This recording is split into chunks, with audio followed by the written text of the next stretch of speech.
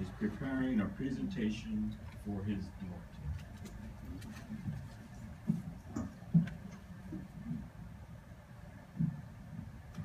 And lastly, Olivia, the good news for people of all nations, I'm going to keep that in our bag too, okay?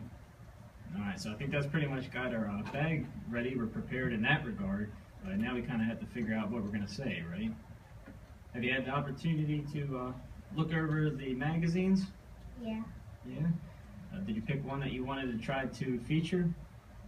The Watchtower Announcing Jehovah's Kingdom. Okay, you want to pick that? What was the title of that one again, of the articles? Life after death, is it possible? That's a really good one to have ready, and I'm sure that there will be a lot of interest in that regard. All right, so that's what you want to feature. Put aside just for a second. We have on our Kingdom Ministry on the back.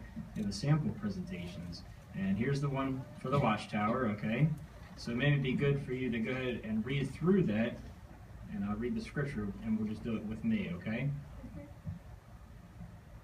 We're visiting briefly to help our neighbors cope with a common problem. One of the most difficult things we have to deal with is the death of a loved one. Wouldn't you agree?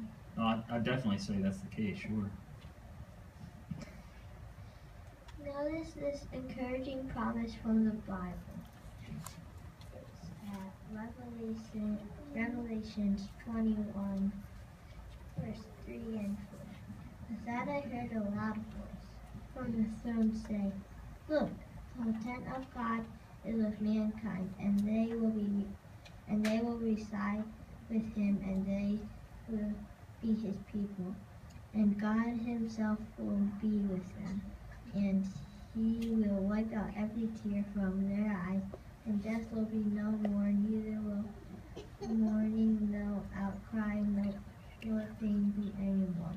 The former things have passed away." The Bible gives us hope that one day our dead loved ones will come back to life. This magazine explains how this will happen. Very good, Olivia.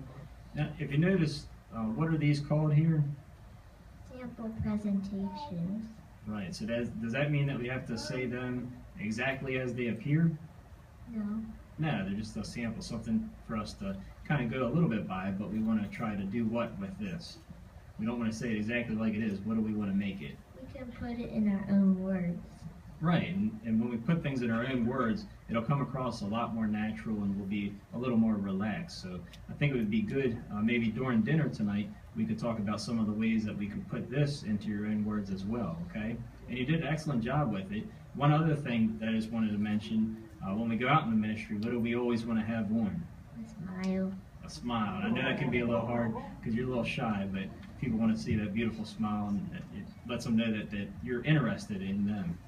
So these are some of the things that we can talk about to be ready. We got our bag ready. We got our presentation ready. If we just look in the benefit from theocratic ministry education, page 82, it has some of the settings that we might come across, because you know we do all different various forms of witnessing. Now, what is number 17 there? Which one is that? It is witnessing to a neighbor. Good. So I thought maybe after dinner, once we got it kind of in your own words and you're a little more familiar with it, I thought that maybe we could have Mommy play Miss Sandy from next door, and maybe you could try that presentation, and we're thinking about having that for Miss Sandy. What do you think? All right, well, let's go eat then.